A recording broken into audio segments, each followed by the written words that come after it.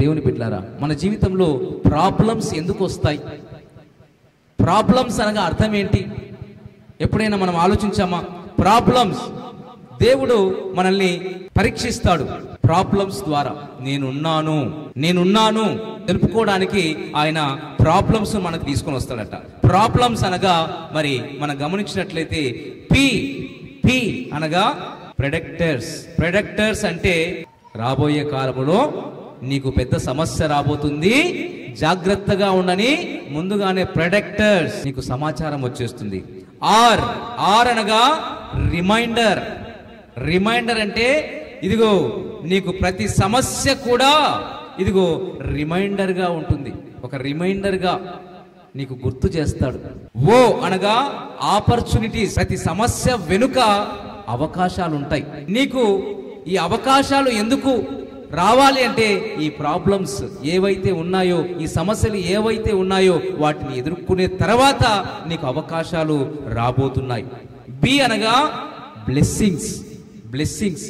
ఈ సమస్యలన్నీ ఎప్పుడైతే నువ్వు ఎదుర్కొంటావో, ఎప్పుడైతే నీకున్నటువంటి బాధలు, నీకున్న ఇబ్బందులు, నీకున్నటువంటి పరిస్థితులు ఎప్పుడైతే నువ్వు ఎదుర్కొంటావో ఆ తర్వాత నీకేమొస్తున్నాయి? బ్లెస్సింగ్స్, దేవుని యొక్క ఆశీర్వాదాలు నీకు వస్తున్నాయి. ఎల్ అనగా లెసన్. ఈ సమస్య ద్వారా నువ్వు ఒక పాఠం నేర్చుకోవాలి. ఈ సమస్య ద్వారా నీకు ఒక గుణపాఠము నేర్చుకోవాలి.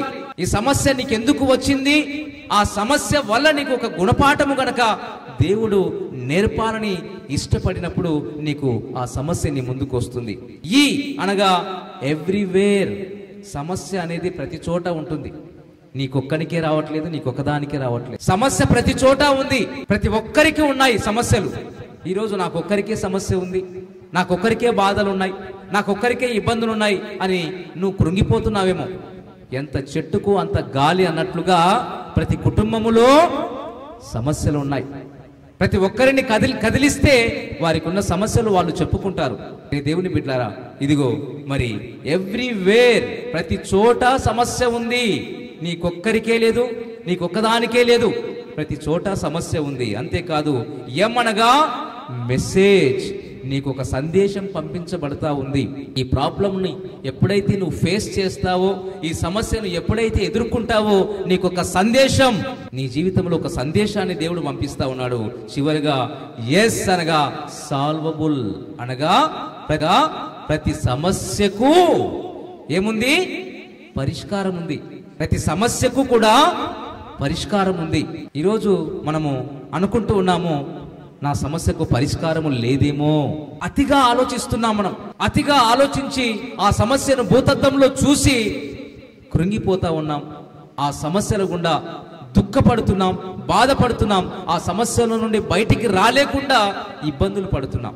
కారణం ఏంటంటే ఆ సమస్యను మనము భూతద్దములో చూస్తున్నాం కాబట్టి. ఒకసారి ఒక ముసలావిడ టీవీ చూస్తుందట.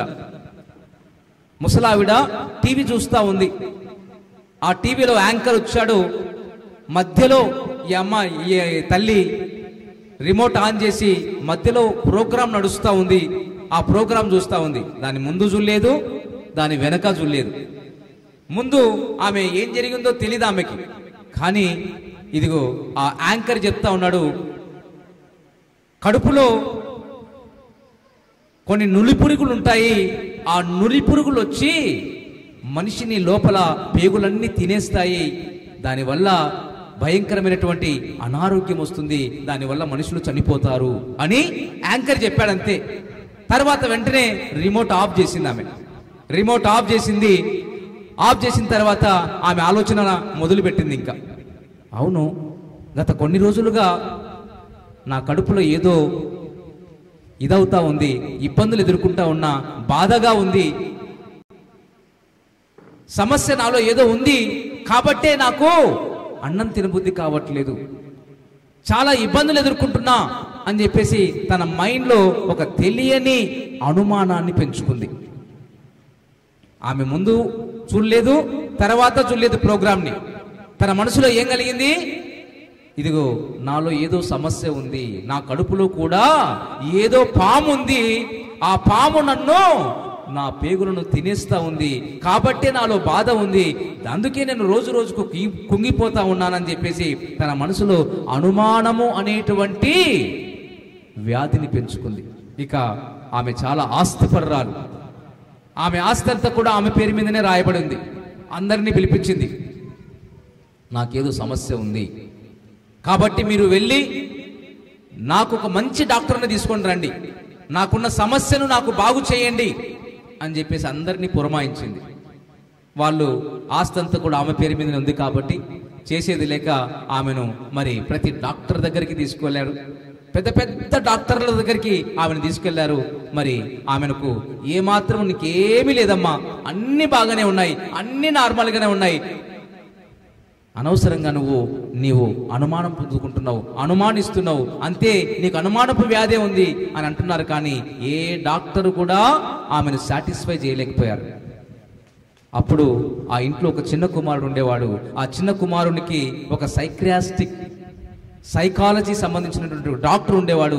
ఇది పరిస్థితి, మా అమ్మమ్మకి చాలా ప్రాబ్లం ఉంది, ఈ విధంగా తాను ఒక భయంకరమైనటువంటి మరి సైకలాజికల్ ప్రాబ్లంతో ఉంది, నువ్వు ఎలాగైనా సరే నువ్వు ఆమెను బాగు చేయి అంటే తప్పకుండా చేద్దామని చెప్పేసి ఆమెను ఆయన దగ్గరికి తీసుకెళ్లారు.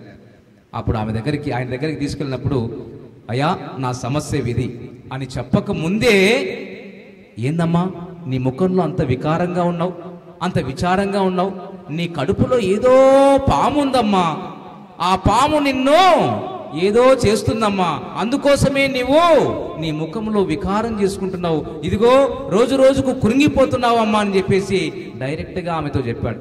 అప్పుడు ఈ ముసలావిడ, అయ్యా నువ్వే నిజమైన డాక్టర్వి, నా సమస్య ఏదో నువ్వు గుర్తించావయ్యా, నిజంగా నాలో ఏదో పాముంది కాబట్టి, అది నాలో ఉండి తింటుంది కాబట్టి ఇదిగో నేను ఈ విధంగా అయిపోతున్నానయ్యా, ఎవరు చూసినా పట్టించుకోవట్లేదయ్యా, నా మాట వినట్లేదయ్యా, నువ్వయ్యా నిజమైన డాక్టర్వి, ఏం కాదమ్మా టెన్షన్ తీసుకోకు, ఆ పామును నీకు ఆపరేషన్ చేసి బయటికి తీస్తా అని ఆమెకు ఒక మత్తు మంది ఇచ్చాడు, పడుకోబెట్టాడు.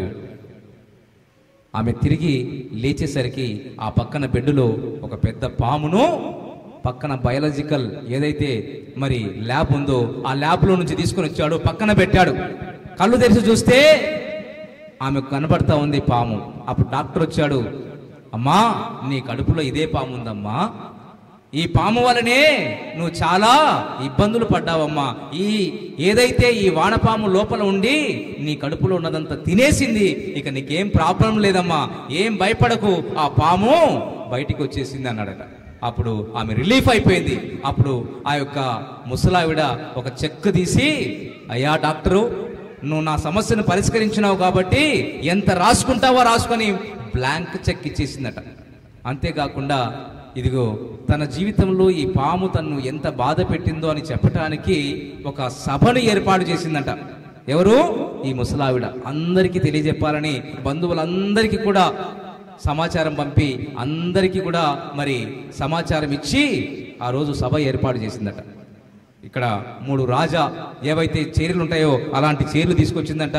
ఒక చైర్లో డాక్టర్ గారు, ఇంకొక చైర్లో ముసలావిడ, ఇంకొక చైర్లో వానపాము. ఆ పాము ఏదైతే ఉందో ఆ పామును పెట్టి అందరూ వచ్చి చూస్తా ఉన్నారట, పలకరిస్తా ఉన్నారట.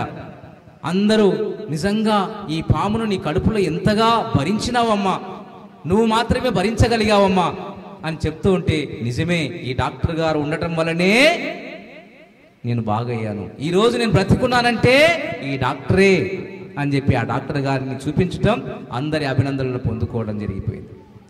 ఆ సమస్య అక్కడితో ఆమెకు రిలీఫ్నిచ్చింది. ఆ తరువాత మరి డాక్టర్ గారు తర్వాత అందరూ అక్కడ ఉన్నటువంటి వాళ్ళు కూడా మరి ఆ ప్రోగ్రాం చూసుకొని తినేసి వెళ్ళిపోయారు.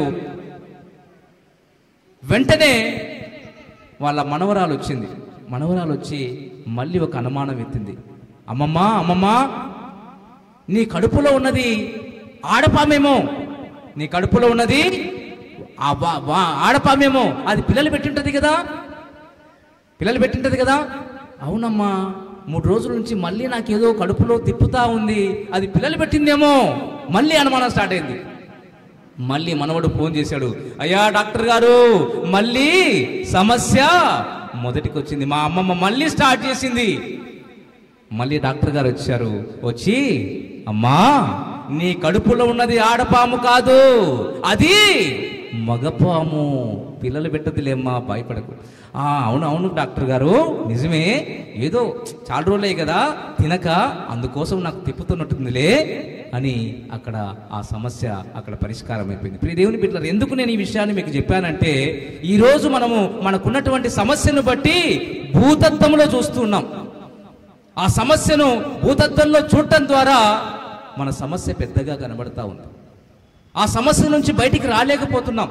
ఆ సమస్య నుండి మనము బయటికి రాలేక కృంగిపోతా ఉన్నాం, కృషించిపోతా ఉన్నాం, బాధలు అక్కడే పడిపోతా ఉన్నాం, దేవుని పైన భారం వేయలేకపోతున్నాం.